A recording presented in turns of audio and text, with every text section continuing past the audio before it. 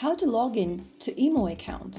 Hello everyone, welcome back to Wake&Tech. If you are an emo and trying to log into your account, then the process is quite easy.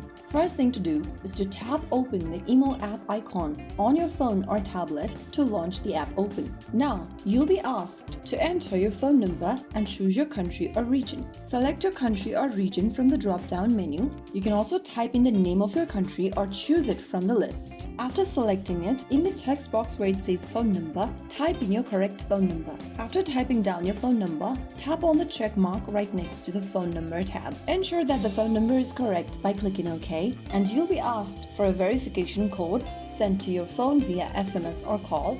Go ahead and enter the code when asked. And when the code is verified, your emo account will open automatically. So now, you can start chatting or calling your contacts. Just make sure you have a stable internet connection, make sure you have the correct phone number and country code. After the OTP is sent to you via SMS, just type it down and you'll be able to log in. So that's it, you're all set now. Enjoy using emo to stay connected with friends and family anytime.